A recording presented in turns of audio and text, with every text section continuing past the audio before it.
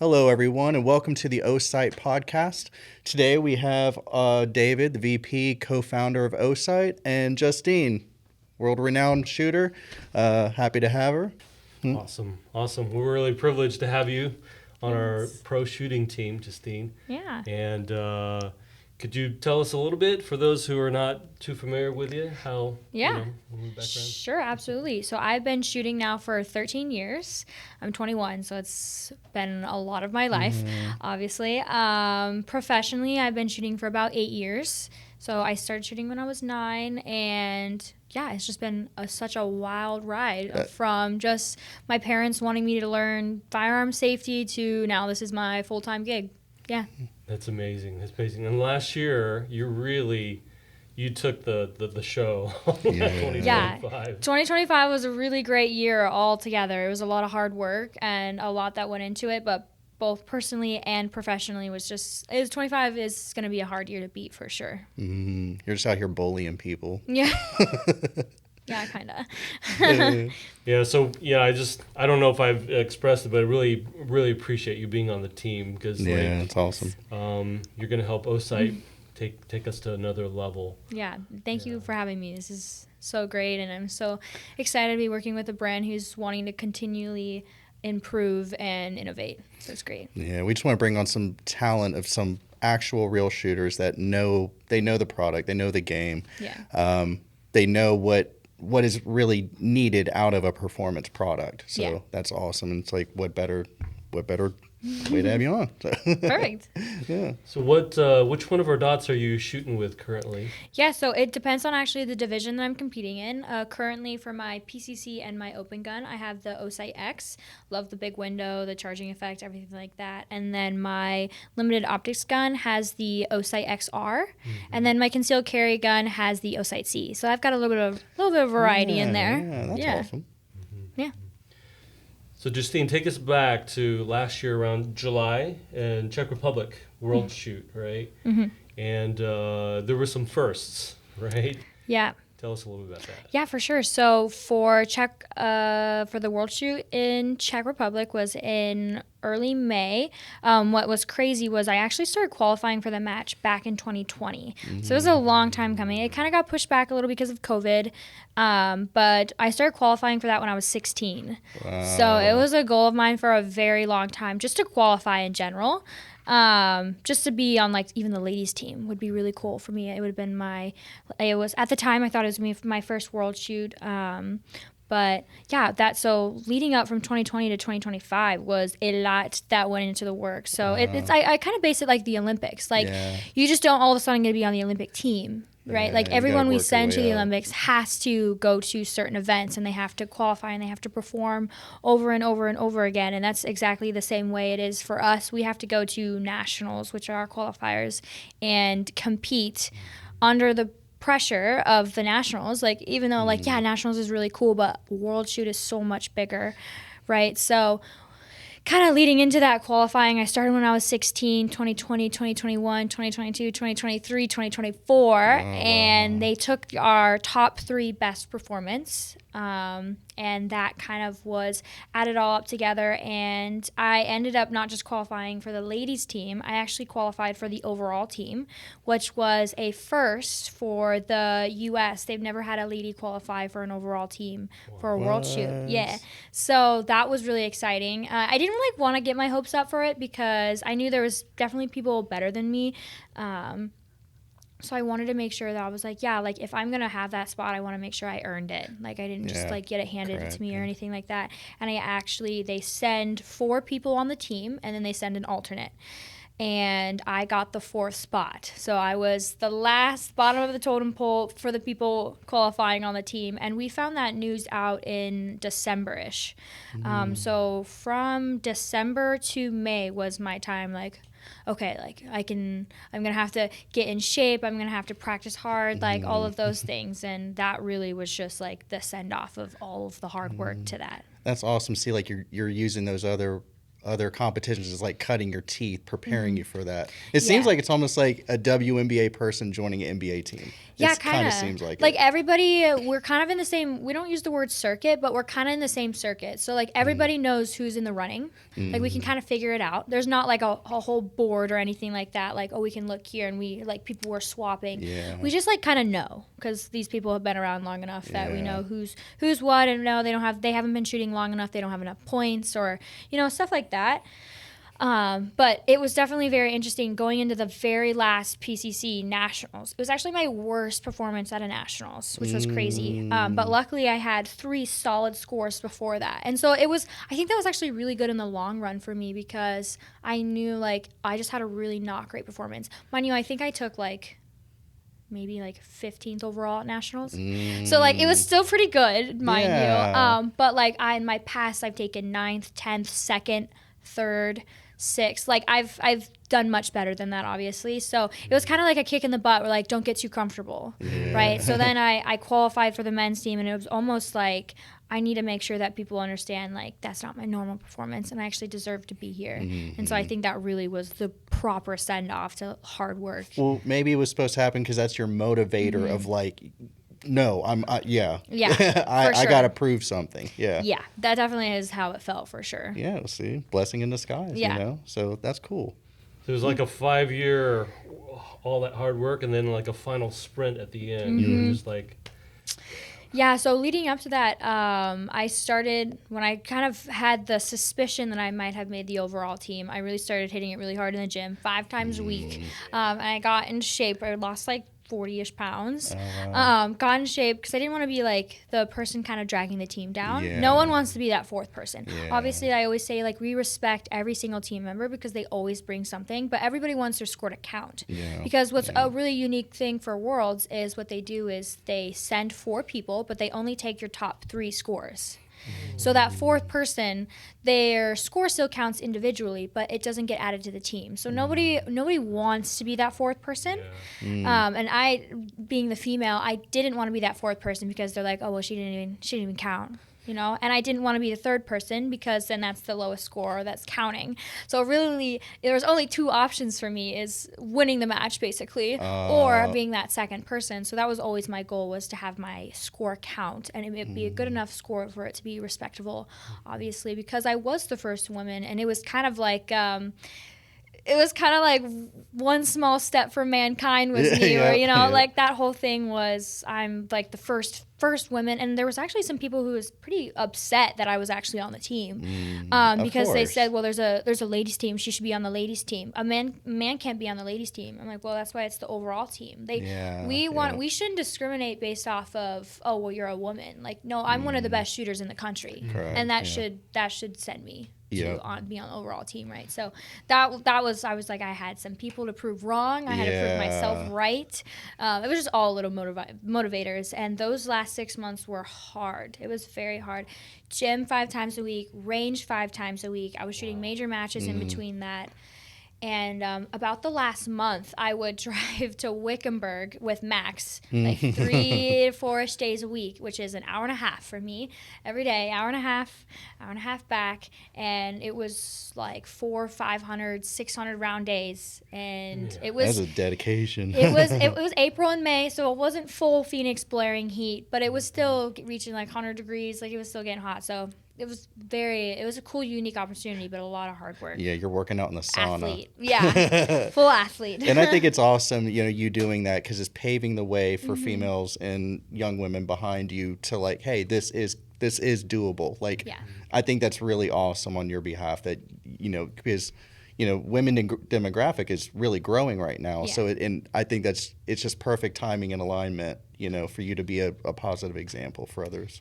Yeah, it's something really as being a woman in the 2A kind of community, it's actually really difficult to kind of navigate this because obviously I've built my reputation off of being a winner, right? So I am respected because I can shoot well. Mind you, I like to be feminine and I like to be beautiful and I like to wear dresses, but at the same time, I can back up whatever I'm doing with, guys, I can actually shoot.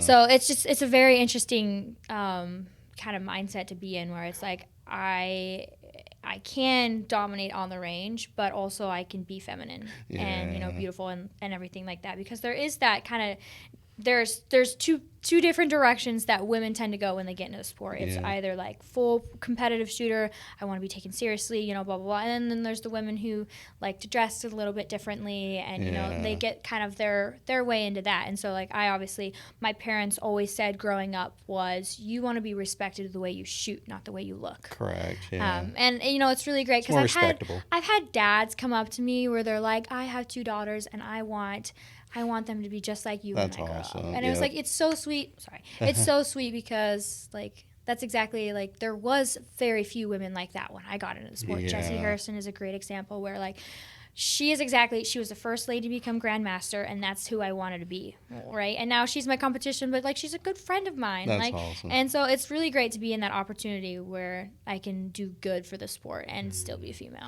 Well, I'd see it as a testament to your character, because it's like you're in a unique situation where you're having to navigate this on your own. You don't have any, you know, you're one of the forefronts, you know, like you had people you looked up to, but it seems like you're taking a little step further, but it's like you're you know, you have the torch right now. So that's awesome. And so the guys that the people that were complaining about you being on the team, they're probably mostly the guys. Yeah, probably. I could sense some jealousy out of some females. I mean, it's interesting. It was interesting because for that match specifically, I've been on teams before that terrible. I hated it, and they were women, because like women, like they got claws. They can be catty, and they can be catty. 100%. Guys are like just down to the point. Like if they have a problem with you, like they're gonna, most of the time they're gonna tell you, or like they'd be like, that was really dumb. You shouldn't have shot the stage. Like, you're right, absolutely. Versus, you know, like we've ladies super squads and matches. Like you get 2 no shoots and they're still clapping for you. You're like, I just did terribly. Stop clapping for me, basically, right? No. So it's just a very unique dynamic being on an all guys team who are all straight up Scott Green, Max Leograndis, and Zach Smith. They're all like straight up stand up guys who are funny. They're nice. I've looked up to them. I've competed with them. Chill. Right. And we were all competitors, but like if something happened to one of them, what do you need, right? I'll hold your gun for you, like whatever you need, versus like I've been in teams on the past where it's definitely not been like that. And so it was very good to like fresh air. Yeah. You know, like a good team to be on. And all that hard work, really just the results. You guys knocked it out of the park. Yeah, it was very interesting. It was a long 5 days. Lots of shooting that went on in those 5 days, but I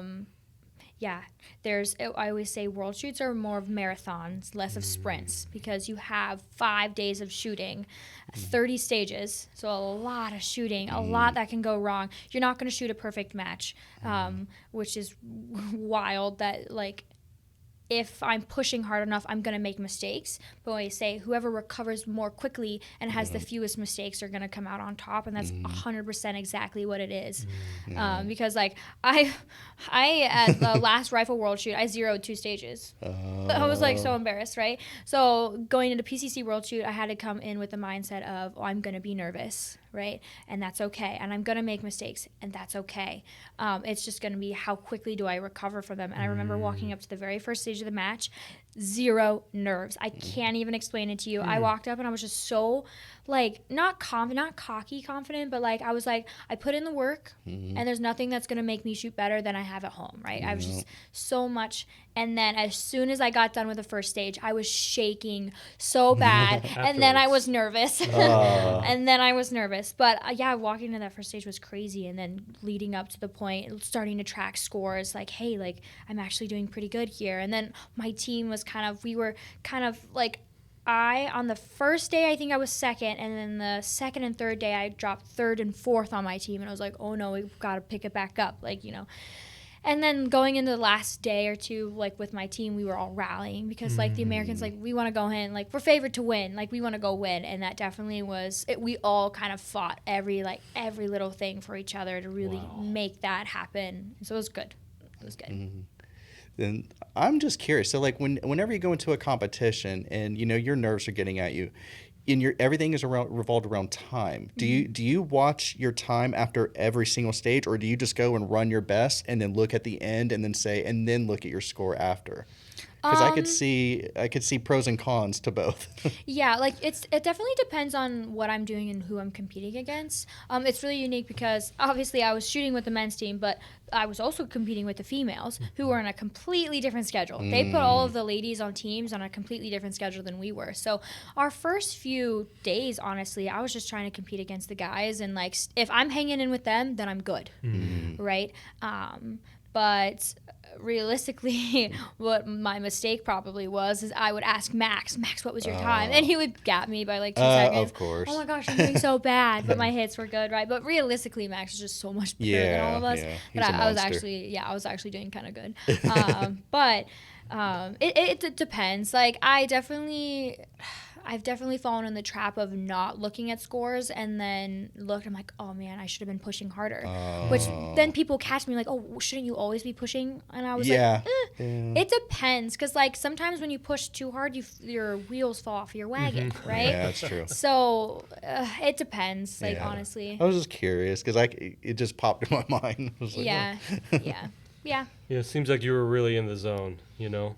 Yeah, And, there's the funniest. I did so good on a stage. Like I'm pretty sure I took like top 5 on it. And mind you, there's like 800 competitors at this match, so there's a bunch. I just crushed it. Roll to the next stage, worst stage of the match. And I was like, how can I go from the highest high to like the lowest low? Like I think it was less than 50%. It was bad. And I just remember like I had a camera guy and he was filming and how was that? And I was like, I really don't want to talk about this right now. No comment. No comment. I was like, well, I just have to clean up my act and move forward on the next one. And he was like telling me like keep going, and I was like, there's nothing more to talk. I don't want to talk about it basically. But there is that like if something happens, like I had to I couldn't let it affect my next few stages, right? Because if I did, then I just drag it out.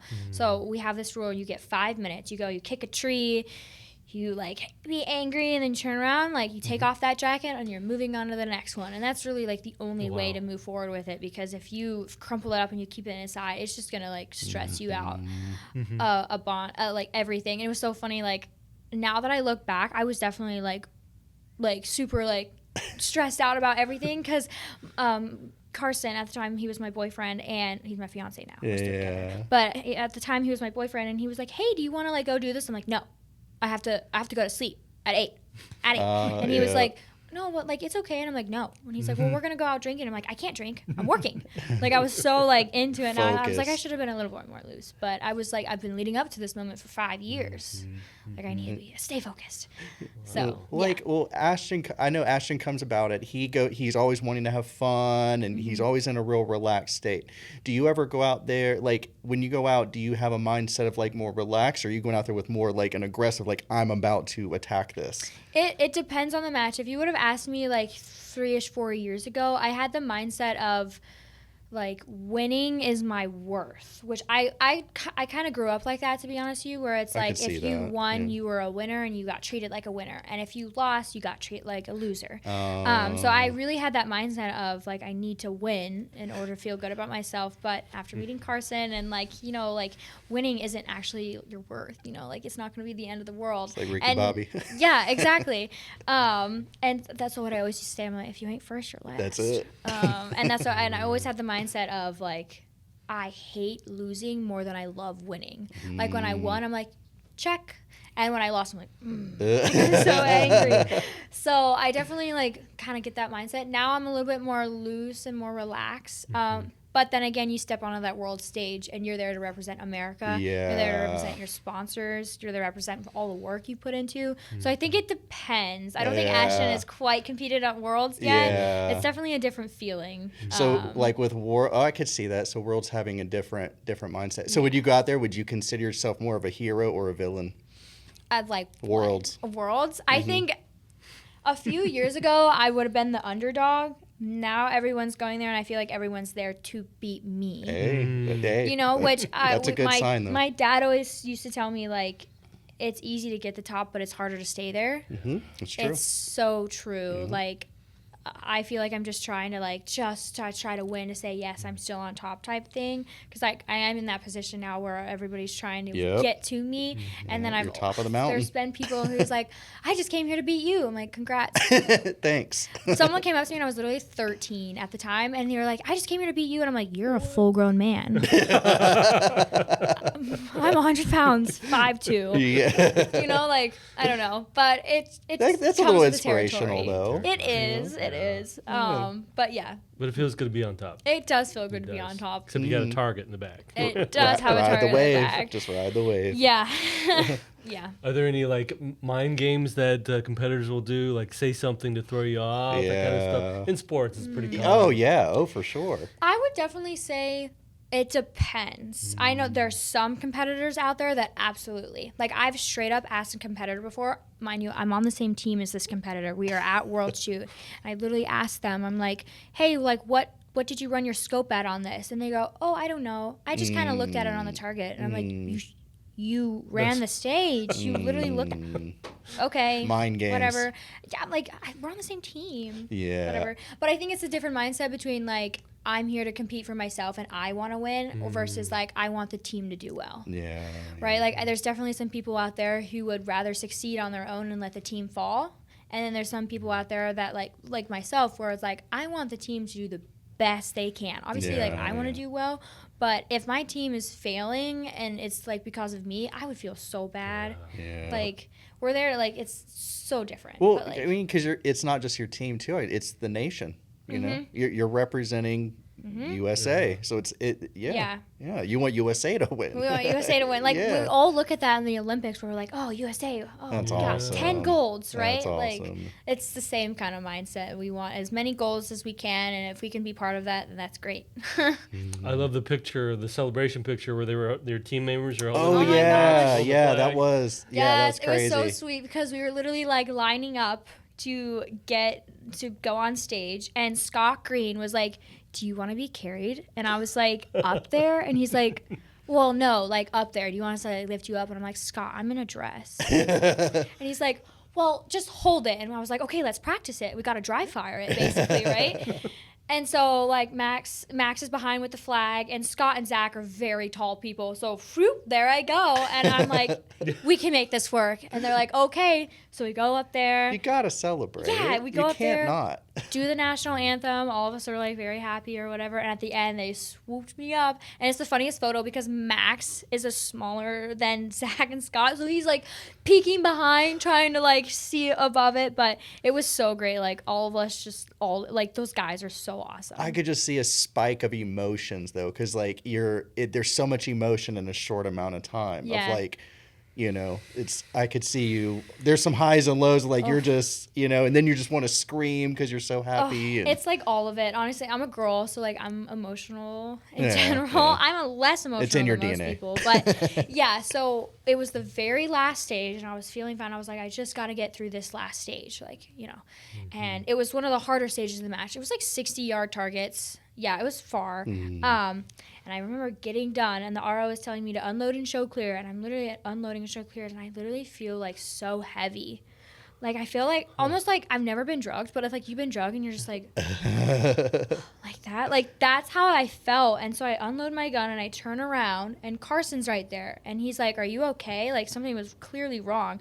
I'm like, I'm so tired right now. That was my first reaction to being done with the match. I'm so tired. He's like, oh, here. And he, like, takes my gun away. And then I remember him, like, hugging me. He's like, you did it. You did good. And I was like, I'm so tired.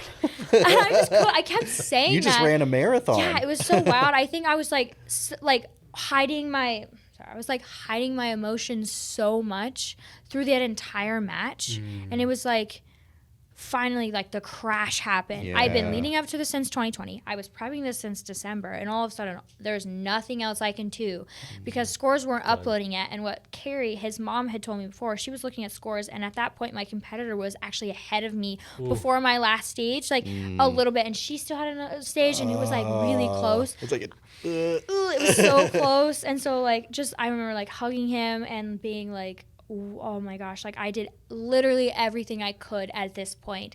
And then like we found out I win, and then of course I was crying, and then I regained myself because I had shoot offs the next day. Did really good at shoot offs, won that one.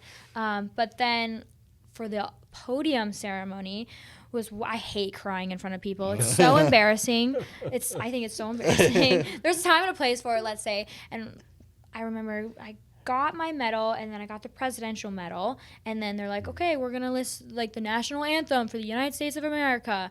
So I hold up the flag. Ooh, I'm gonna cry again. Oh. Stop. No, I'm not gonna cry. Goosebumps here. And I like hold up the flag, and I just remember seeing everyone, and there's like lights flashing and blah blah blah, and I start to hear the anthem, and it's literally like this time the anthem is played for me, because I've been on the podium where the American flag is up and the anthem is playing, and I'm in second, and the first person was the U.S., but they were playing it because they were the winner, and I was in second, also from America, but this time the anthem was playing for me, for my country. And so like all of the work, all of the sweat, the blood, the tears, the sunburns that I've gotten over the past 6 months was just for me, and it was just very like a surreal experience of just like accomplishment. It was not for nothing. And I just see that as an awesome victory, because it wasn't like you were winning, gapping people. That you already knew 3 stages ahead that you were like, it came down to the absolute wire, which was I could all of it. Yeah, especially because we were on nail biting. It wasn't like we were on the same stage competing and like I watched her shoot or I watched them shoot. Like we were, even with the team, we weren't paired against the team that took second. They were actually on a different place.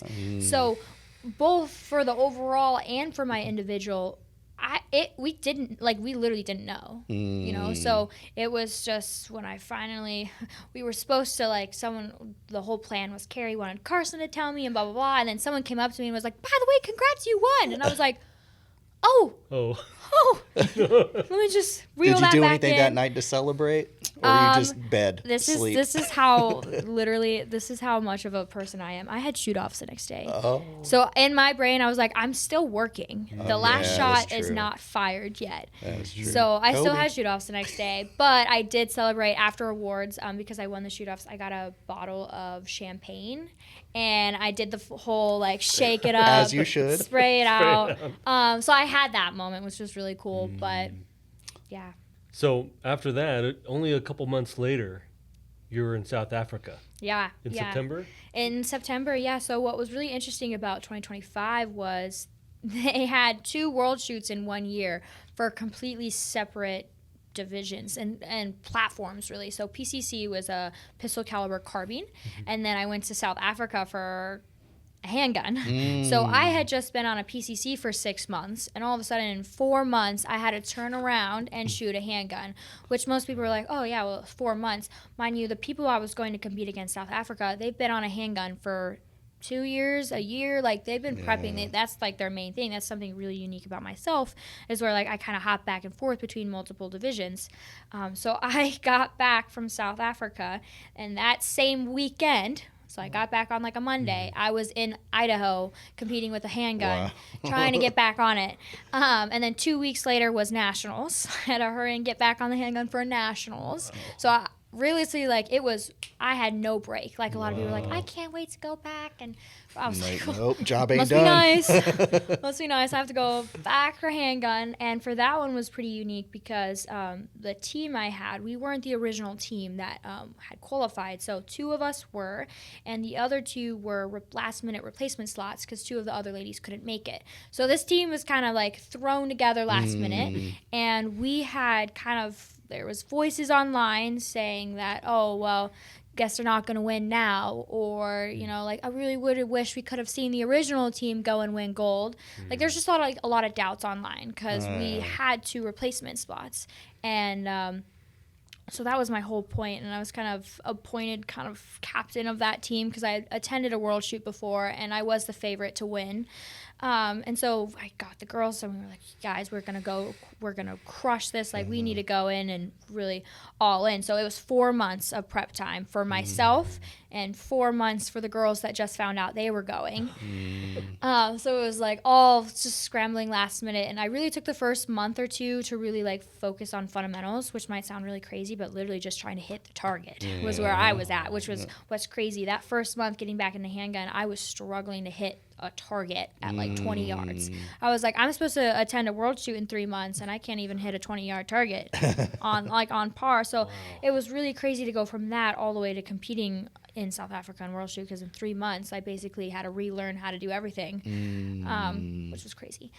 But we went with a team, and we pretty much stayed with the team. One girl was staying with her husband at a different place, but myself, Brenna, and Nicole were all staying at the same Airbnb, so it's really great. Walked stages together. Well, looked at stages together. Game plan. We had breakfast every morning together. It was really great. It was really good kind of bonding, and that was a really good female team to be on, because everyone was supporting everyone, and if something happened, and that one just so happened to in South Africa, everyone kept getting hurt. Mind you, that was like a whole thing.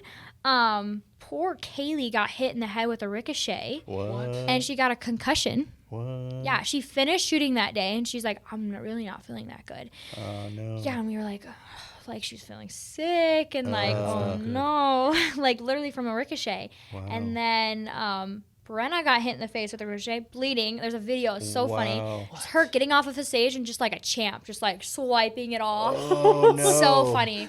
And then crazy. Kaylee pulled a calf muscle. And so then luckily she got an excuse to shoot from the rest of the day and had to make up her stages the next day. But she was limping, could barely walk.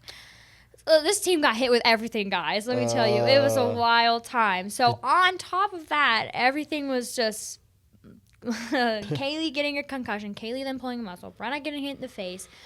Whew, it was just a lot going on. Nothing happened to you, though. No. I was marked safe. We were going to make the funniest reel. We were going to make a reel of us showing up in bike helmets, walking down slow-mo, you know. But we were like, no, it's okay. But it got back to people in the U.S., and people were making memes about it and everything. It was really funny. And people were like, come on, team, you got it. But, man, we were just... yeah, I mean, I got dinked a few times, but not like in the head, like not too aggressively. Obviously, I was fine, but everyone was standing under like covers. It was crazy. That match was crazy for. So like your little, your group and all that. So like I know everybody was helping each other, but was there a secret underlying little? No. Literally no. Like it was really great. We had some like personal drama going on that time, and so like because we were staying in the same Airbnb, like we would go over to each other's rooms at night and like girl it out, like it's okay, So it was really sweet. But like no, honestly, all of us obviously wanted to perform and do the best that we could. I obviously went in with I want to win gold. Like I came here to win. And Brenna had personal goals, Kaylee had personal goals, Nicole had personal goals. So like it was really great. Like all of us were still really supporting each other. When y'all going in, y'all are like the dream team. Like so when you're going in, like what other country is like one you got to watch out for? So this one was really unique. So we knew Italy was really good. We knew Thailand was really good, and we knew South Africa had a team, which we knew South Africa maybe had a home advantage because obviously that's their home. Yeah. Everything like that. So, there was a few teams we were kind of looking out for in the sense, but I would say, like, realistically, we were pretty set to win from day one. Like, so there's no rivalries. There's no. Well, I always say, like, America, no matter what we are, like, never count America out. So the first day, obviously, it was close. The second day, it was like, okay. Third day, we were gapping. Fourth day, we were gapping. Cool. And then the fifth day, I think we won by almost 200 points. Dang. Like, it was like, guys, we're good. Like, just shoot your game. Yeah. Like, third day, we were like, just everybody stay in, nobody get DQ'd, everybody just play it safe. And I was like, nobody try anything crazy. Obviously, if you have personal, and I said, if you have personal goals, we have enough that push it, and if something happens, we're still good. Yeah, basically, where it's cool. Like, if you want to try and beat XYZ, or you want to try and podium, or you want to do this, like, I kind of set us up, and I say respectfully, of course, like I had a gap over the next person on like podium wise by like quite a bit of margin. And that person was not on a team. So mind you, none of the people that podium besides me was on a team. So the top 3 people, like nobody was close to us. So, and obviously in their own right, everybody did really good, but the U.S. was set up for success from the beginning. That's cool. Like, do you guys get together beforehand, or do you guys just kind of all gather together and meet at the airport and go out, or? Yeah, so really interesting. Nobody except for Nicole and Brenna actually live together. So they're really close in general. But Kaylee lives all the way up East Coast, Northern, and I live in Arizona. So we don't actually live near each other. Yeah. So I invited all the girls to come out to do like a practice, but no one except for Kaylee could do that for work purposes because they're like, guys, we're already taking off a bunch for South That's Africa. true. And I was like, I could totally see understand. that. That's okay. Yeah. But Kaylee came into Phoenix and we practiced and we had like a little practice time, and she stayed for a few days, and then we actually all went to IPSC Nationals, which was, I was like, guys, we need to shoot IPSC. We need to at least have some sort of team bonding before this. Like, you don't understand, it's very different when you start working with each other instead of against each other. So we all went to IPSC Nationals. I think it was like 3-ish weeks before Worlds. So it was IPSC, which was the type of shooting sport, so it was perfect. IPSC Worlds, IPSC Nationals, and we were all in the same squad. So we were literally treating it like a mini world shoot. Hey guys, what about this plan here, and what about this plan here? And that was really good too. So we kind of had like a little trial run there, which I think was a great idea. I think that should not be mandatory because if obviously someone has work or whatever, but I think it should definitely be like promoted, like you should try and do that, because I think it was a really great, instead of just showing up like, oh, we're supposed to act like a team but we've never met each other before, yeah, something like that. So I think that was a really good idea. That's cool. Yeah, That's amazing. it was good. A lot. Last year was crazy. Going from 6-month prep to World Shoot, 4-month prep for handgun, and then a lot of people after World Shoot are like, oh, that's the end of the season. Like, I had another Nationals to go to. I had another area match to go to. Like, I really didn't stop shooting till after PCSL Nationals, which is December. So I started working hard in December, worked all the way back to stop working hard in December again. So it was a long year. And it's so funny because people are like, oh my gosh, your job's amazing. I love my job. Let me preface this. I love my job. But it is full athlete. Like, and what I always tell people is like, they're like, oh, do you have an off season? And I'm like, I do have an off season. And I take it like it's my Bible, because I always say like, I don't want to pick up a gun again until I miss it, because what I've seen before is I pick up the gun too early and I start training really hard again, and then about halfway through the year I'm feeling burnout, which is too early. I can see that. So it's like all about timing and really like, and again, you got to play with like the matches, because some matches are really early in the year and some matches are later in the year, but it's good all together. Yeah. So Justine, when there's a lot of pressure and competition, is there a particular routine or a thing that you do to kind of prepare yourself to get in the zone, in a sense? Yeah, I think it depends on person to person. I think it depends on almost personality-wise, too, because some people have to do this, and then this, and then this, and then they're ready, right? It's even like a make-ready routine. Like, some people just load the gun, and they put it in their holster, and they're ready to go, and some people have to put the jock on. They have to check their mags, So I think it depends on the person. I used to be really uptight about all of it. I used to be like, we have to do this, and then we have to do this, in order, too. And now I'm kind of a little bit more relaxed. I kind of learned that it's not all about the end result. It's kind of like the journey, which is a little cliche, but and it also depends. Like, I feel like everybody shoots better when they are having fun, right? Like, yeah, shooting is fun when you're doing good, but do you have fun with shooting when you're not doing good? And that's the question. It's funny that I listened to Max's podcast, and he said it's all about, he does everything off of vibes, which I started, by the way. Don't let him take credit for that. The story, and I tell people this, so Max, if you're listening, sorry. At World Shoot, he was being a little party pooper, actually, at Worlds. He was like, didn't have a great personality going on. And I dubbed him team captain because he's clearly the best shooter on the team, and he was favored to win and all of that.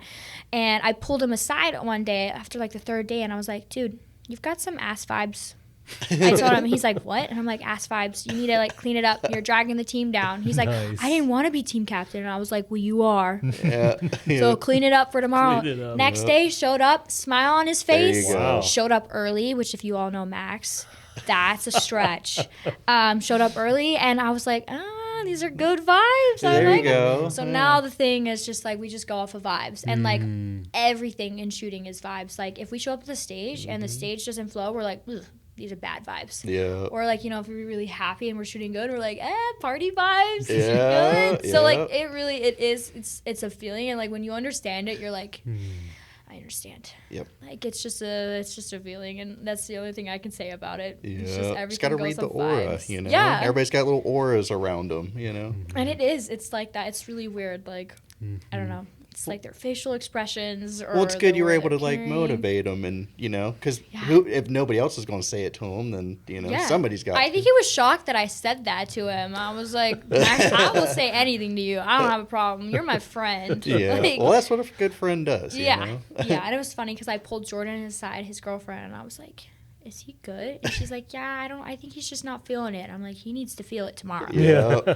Because the team's not doing so hot right now. Like we were behind, we were not doing good. Next day, Max, when he showed up, he was excited. He like pulled the team aside. Him doing his best, his best kind of mom attitude, which if we know like Max, like it's so funny. Like that's not his thing. He just kind of does his own thing, and Yeah. he expects everyone else to do their own thing, but he like kind of rallied, and he's like, guys, like we really need to pull it together, basically, like in Max's personality. And everyone's like, yeah, and Max, you might have to beep this out, but he's like, yeah, you guys gotta pull your head out of your ass, kind of type thing. And we were like, yeah, we gotta do that. Yeah. Let's do that. And we rallied, and that's what it took. And we turned around, and I think we won by almost 100 points. Oh, And we dang. did that in a day. Oh wow. We went from about 25-ish points behind to winning by 100 points. Wow. And that was all because Max's little pep talk, and feeling the vibes. Well, I'd love to pick his brain too of like being in that state and coming back, because Mm-hmm. there's a little secret formula he did in his head to just come back with a whole, Yeah. because like that's so relatable to a bunch of people in a bunch of different areas, Yeah, he had touched on this a little earlier, where it was like, don't make shooting your entire mindset and your whole feeling and personality type thing. I cannot agree with that more. Like Yeah. I've been in the situation where it's literally encompassed my whole entire life, and I was actually like miserable. Like Yeah, it's a little too much. It's too much. Like you're eating, sleeping, breathing. Like it's not good. Like you have to have a healthy work-home balanced life. Yeah. And now like I have my fiance, I have my dog, I have my best friends. We go shopping, Yeah. and then I'm like, now it's time to think about shooting. And now it's good. 100%, And I feel 100%. just so much better about my whole life. Like Yeah. it's so much better. Like I can't. Balance even- is key. Yeah. Yeah, 'cause Yes. I've always related it to like like if you think about it, like as you think and you problem solve, you're athletic, whatever, you actually using different parts of your brain. So I always related to like if you go to the gym and you do curls nonstop, like I relate that to whatever you're doing in your life. If all you do is gunning, that's like you going to the gym and working the same muscle. Right. You need some other thing to pull you off to relax that. So when you come back to it, you're way more prepared. Yeah. You're not just pumping that same muscle And nonstop. you're probably more tolerant to like be around. Like Yeah. I have to say, I was probably not very like pleasurable to kind of be around, because like all I talked about, and I had to hit this routine, and I had to do it a certain way, and don't mess up the routine. You're focused. Yeah, exactly. Like, and if I had like this theory of like, if I didn't do it the same exact way, then something was gonna happen. Like, it's probably like anxiety or whatever. That's probably what it Yeah. was. But now I'm in a point of life where I'm like, oh, okay, yeah, we can do that, or yeah, whatever you guys want to do. And it's so much better. It's just, I know it's so much better, much more better. And Yeah. my fiance is very happy that I'm at like that, because I used to be like, oh, he goes, would you rather go to, say, Red Lobster tonight instead of, Kona Grill? And I'm like, no. You said we were going to Kona Grill. I already looked at the menu. I already have what I'm planning out. You said we were going to leave at 7, be there by 7:15. And he's like, oh, okay, sorry. Got structure. Yeah, sorry. Someone's got to be like that in the relationship. It ain't you. But no, it's just better like all together. Like just understanding that awesome. it's not your whole life. You can be comfortable with, doing a little bit at a time and all of that. Yeah. And Max's whole thing of like, yeah, you don't have to practice. that works for Really? him. Not at your level. You know. He does. He literally, the first time I ever seen him practice was prepping for World Shoot. Not kidding. Swear.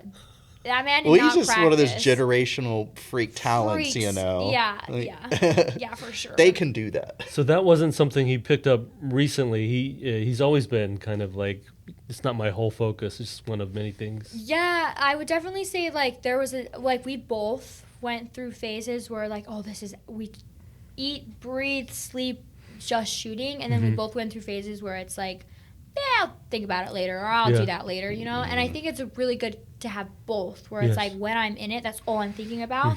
But when I step off from the range, like, oh, like I'm not thinking about that anymore. And I think that's definitely better for at least both of us, where it's just like there's times to be fully in it, and then there's times to not even think about it. And that's the key separation, is being able to separate. Oh, I'm not thinking about this right now, even though it's like I really want to. Yeah. You kind of see this in pro sports too, where if you're losing, you focus on the losing and trying to catch up. You actually do work, the whole team. Yeah. Or if you have to win, and that's your whole world, that can also detract from your performance. Yeah. Yeah, it's like you definitely have to shoot for the love of the sport, because if you go any further away from that and you go to, oh, I'm shooting because I want to win, then that affects you mentally when it comes to, well, what if you lose? Okay, well, I'm going to go so that I don't lose. Okay, well, what if you do lose? You know, so it's definitely especially myself, I've come to the realization that winning's not everything. I mean, I've won how many world titles now? Yeah. You have nothing to prove at this point. Yeah. Yeah, well, staying on top is one of the things. That's it. Also, like, I'm still here, and if I go to a match and tomorrow I lose, I'm still a world champion. Yep. Sorry. Can't take that from you. Right, Yep. so it's just like that kind of mindset really helps me a lot. And obviously, like, if you're a newer shooter, and like just do it for the love of the game. Like, my best friends are literally because of the sport. Like, my maid of honor shooter, Linda Anthony. Max is a really great friend. Jordan, his girlfriend, is one of my bridesmaids. Like, my people are in this sport. That's cool. And that's what, like, it's really about, like, the connections you make. You meet some really great people. That's what I love about the shooting community in general. Is like it's a very, you know, tight knit type of thing where you know it's beyond just guns. Absolutely. You know, I think a lot of people from the outside looking in, you know, they don't realize stuff like that. There is a sense of community. And, there is. you know, Like, bondship. there's lots of people I've met. I mean, I met my fiance because of shooting. Oh. So, like, it's just like the sport will always be in our Yeah. lives no matter what, you know, like our friends That's are in it and cool. everything. But I think that's what something people get into it because they think guns are cool, and then they get so much more out of it. Mhm. And that's what's really cool about it. All right, so I'm just curious. You know, I've been around the industry going on 2 decades now. You know, come from G Code. I've seen the trends of women, female of all ages, come and go. And I look at you as more of a professional. You know, you're a great model of someone to look up to and aspire to be like. Over the year, you know, the whole gun bunny topic. You know, like, I am just curious how someone in your position navigates stuff like that, because I can see you're being pulled in different directions, and you could technically do whatever you wanted, you know, but you stay in the right path, taking the high road, so to speak. I'm curious your take on stuff like this. Yeah, it's really interesting. So I started the sport obviously when I was 9. Yeah. And I know a lot of the same people that I started when I was 9. So it's like weird because let's just say I were to take that path of gun bunny route, right? Yeah. I've known these people since I was literally 9. Yeah. And then I'm going to go dressed like gun bunny, and like that'd be so weird. It'd be so weird, right? So I think it's definitely a very fine line between like I said earlier, I like to feel beautiful and I like to wear a dress, you know, but when I'm in a dress and I'm posing with a gun, I'm one of those people that can, oh, you want me to also hit the alpha at 25 yards? I can also do that too, you know? So it's a very fine line of, you know, feeling beautiful, but also like staying professional and, you know, that type of thing, because unfortunately the industry has kind of leaned into women dressing kind of more risque and posing with a gun. Half the time they're not even holding the gun right. It's crazy because like what I've seen, I remember way back. This is way back in the day. You got to think like I was in this industry before Facebook was invented, so I remember back then it started out, and I think hindsight being 2020 looking back is like it was just like, oh well, this is a male dominated sport. It's kind of a given. Women. If you look at cars, motorcycles, they're always putting females in front of something. So I got it. And then I remember the phase coming of where like, okay, now they're being shunned, and you were being called a white knight if you were, catering to them. Then it went away. It was like almost non-existent. I think there was some companies that had some gun bunnies at booths, and it went away. And it's like, it seems like it's funny to me as of now, it's starting to poke its head back up a little bit. And it's like, here we go again. I'm about to see it all over again. Well, like you had mentioned with the motorcycles and NASCAR and like, all of that stuff, it's very interesting because what the industry altogether, when something is male dominated, women sells. Yes. In general, right? So what we as a woman in a male dominated sport, I have to figure out how to be useful for companies with still respecting my values, right? Because I as a woman, I don't want to dress certain ways, but I also am a really good shooter. Yeah. So that's I've what matters. Right, and I've come to the understanding that if someone doesn't want to hire me because I won't do certain things or I have more of the girl next door look, right? Then that's not the company that I'm going to work for, right? And if they are working with people like that, I don't want to work with them, right? And and I have friends in the industry who do make a living that way, and you know what? If you're putting food on the table, you do that. But like personally, moral wise, like that's just not something that I'm willing to do and willing to take. And all growing up, I wanted to be taken seriously because of my skill, and I've put that in my background and put that in my back pocket where, I've showed up on the range, I've done my diligence, I've won X amount of times, I've beat X amount of people, and so that's just what I have to offer people. Yeah, you have a track record now. That's what I have, right? So, like my friend Linda and I, we talk about this so much where it's like, I posted a photo of me in a dress. We were taking engagement photos with my Carson and I, and the photographer was like, hey, hold this gun, it's really cool. And I'm like, okay. And I posted it, and the amount of people that commented on that and was like, gun bunny, oh, what are we doing? Like, this is so dumb. And I'm literally like, you guys realize like this dress is like actually really nice dress. It's nothing is like bad about it. And I can actually shoot guns. So I think there's a very fine line of like, I'm going to do what I want to do, and I can actually back up what I want to do.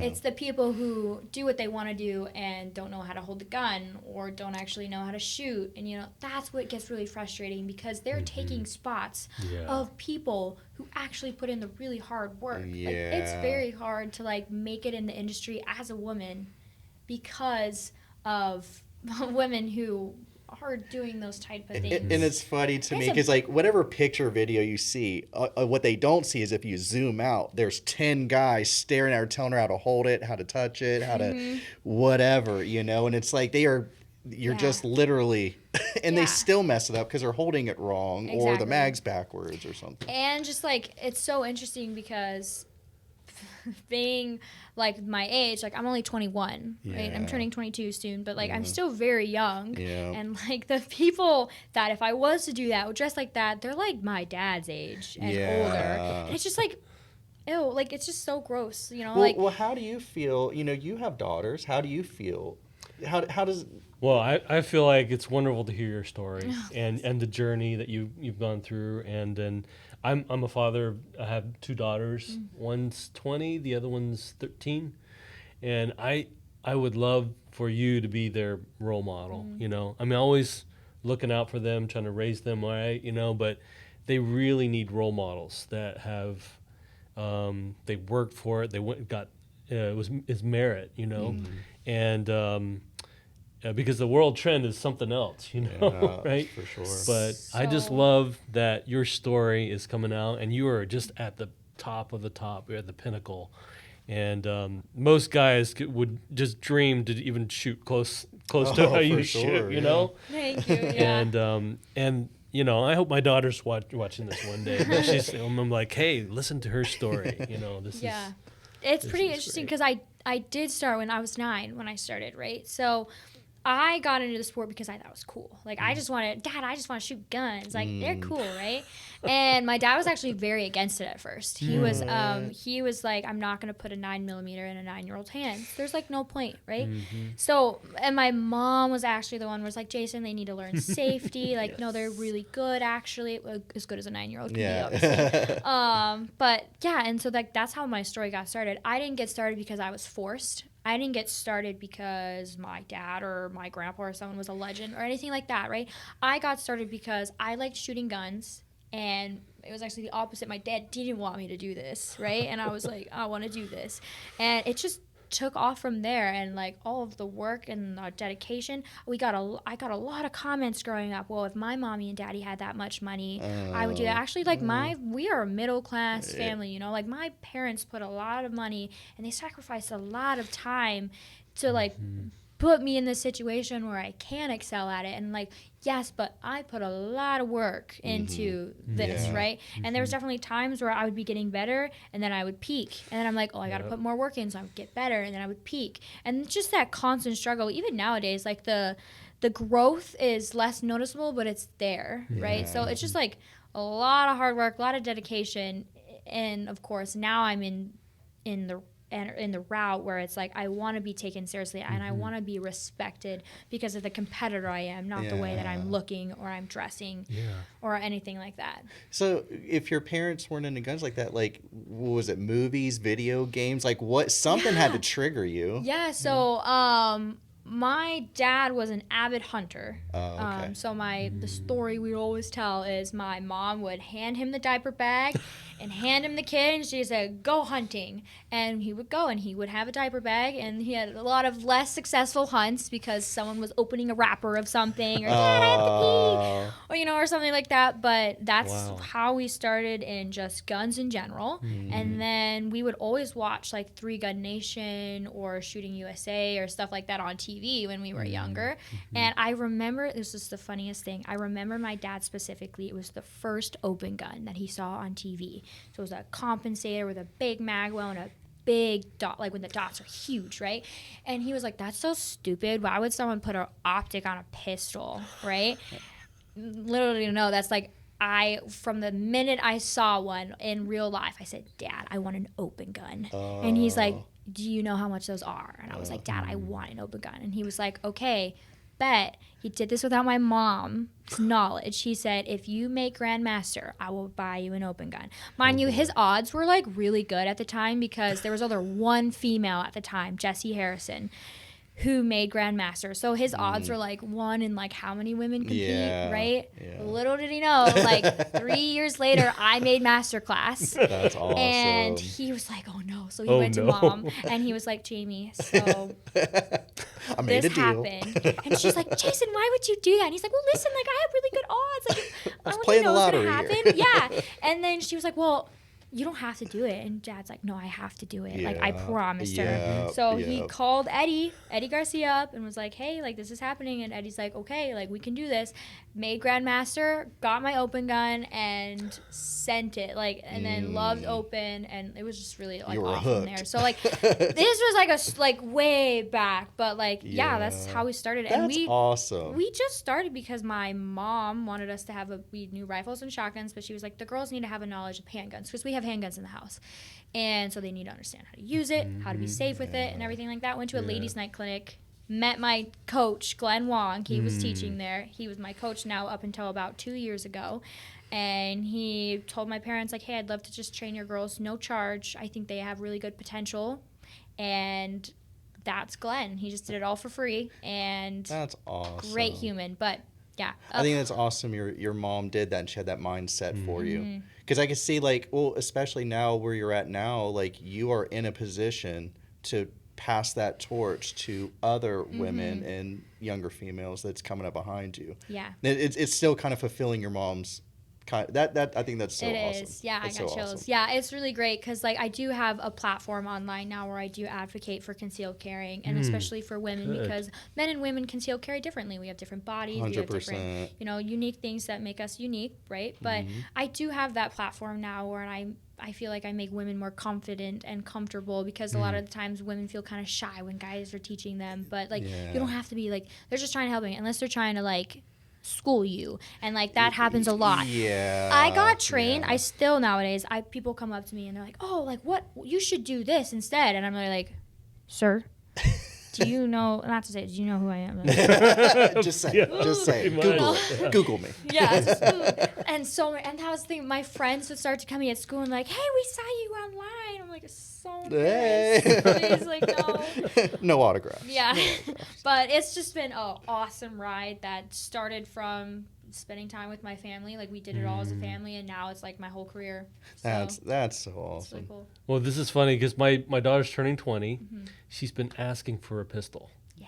She's been asking. Yeah. So like, I think it's kind of like driving. Like she doesn't want to take instruction from parents, just anybody else. Bad idea. Yeah. We've gone shooting, but even when I'm, adjusting her, she's like, so I Let me think. help her. I'll help her. Okay. Yes. Really? Yes, I'll All help right. her. Because for the life of me, I cannot take corrections from my dad. Ooh. I can't do it. Okay, I don't feel that man- bad anymore. No, that man would try and help me with stage plans, and I would be like, "That's dumb." Like I'm not doing that. And I would funny. purposely do the other plan because he did it, right? It's dad. Yeah, and I was like, no, like and to this day, I'm like, "Dad, please," like you don't know what you're talking about, like. But he has a lot of knowledge, and he really helps. Like especially if Jay Lee's takes a lot of the corrections from him and stuff. But man, like it is a thing from spouses. I have a hard time taking corrections from Carson. And so, like, it's just a thing. Some people have it, some people don't have it. But I definitely always recommend, like, parents or spouses, like, just start getting training from someone else. And then you can slowly supplement yourself in. But Well, my daughter's super independent. She's on her own, whatever. So it's, she needs to, someone like me, else, so not me. yeah. Well, I think it's a unique skill too, because just because someone knows a sport doesn't mean that they can coach at it. Like Jordan isn't going to be, he may not have the skill to be an actual coach. So it's like it's awesome that you can ride both sides, because that is It is, and I've seen really great shooters, like world level, world class, and they can't coach. Yeah, right? it's a leadership thing. Yeah. But I've also seen B class shooters who can coach, like, and it's crazy. It's like they can articulate. It's a talent. But they can't. They might not be able to perform the skill, but they can articulate what they Correct. want. Yep, and so, like, it's really like I love you, Glenn. If you watch this, I outshoot Glenn. I've been outshooting Glenn since I was like 14. But the man can just articulate exactly what he wants you to do, right? And now he even texts me because he's still in Utah. He'll still text me, "Hey, what do you think about this?" I'm like, "Well, I don't know. Let's figure it out." That's cool. Right? So That's it's just the right person will click with you. Yeah. That's all that matters. So he was your Mr. Miyagi, so to He speak. was. Oh my gosh! I always told him, we were always like joking. We're like, "You should get like The Fu Manchu. Yeah, and that was always the thing, like wax on, wax off. Yep. So yeah, he's That's cool. So did he ever pressure you? Was it always, No, Glenn was really great. Glenn was like my best friend growing up. We went homecoming dress shopping. Like he's just so great. He was like my best friend. We talked about boy problems. Yeah. Like he was basically my second dad at that That's point. So cool. no, Glenn never pressured me in anything. And there was definitely phases in my life where I was growing up where he could tell like I did not want to be there. Like I didn't want to shoot, but I was like at that point I felt like I was obligated to. And he definitely like helped me like figure that out. And Because there's different coaching styles. They can be an awesome coach, but some are gonna they're gonna ride you, and another one, that's cool. I was just curious. Yeah, he was always there. Like on days that like Glenn, I don't really want to practice today, and he's like, okay, well we can do a few drills and just let's go to lunch afterwards. Okay. Yeah. Great. Yeah. You got to go in and inject some confidence, Yeah. time to time. That's a good coach. Yeah. So Justine, you're at the peak, at the top. What's next for you? Yeah, this year's really interesting. I still have a lot of competitions I'm going to this year. I think I have at least 3 to 4 nationals that I'm competing with. I have qualifiers this year for handgun world shoot, rifle world shoot, and PCC world shoot that I all have to attend. So there's a lot going on this year still. But the next big match I would say that I'm attending is some nationals. I'm planning on maybe going to Guatemala this year for an international match. And then next year there's a rifle world shoot in Mongolia. So Oh, wow. Wow. already prepping for the next one. Yeah. Man, that's Awesome. cool. Well, Yeah. I think that's all the time we got for today. I really appreciate we really appreciate you coming Yeah. out. Of course, Thank being you. a part of Team Osight. It's a blessing to have you. Can't wait to see what you got coming next, and Thank you know, you. just keeping track of, you know, I think it's awesome. I appreciate everybody tuning in. Thanks for watching. Make sure you follow us on all of our socials. It's at Osight World, Instagram, Facebook, all the things. And comment below who you would like to see on the next podcast. Take care. Have a good day.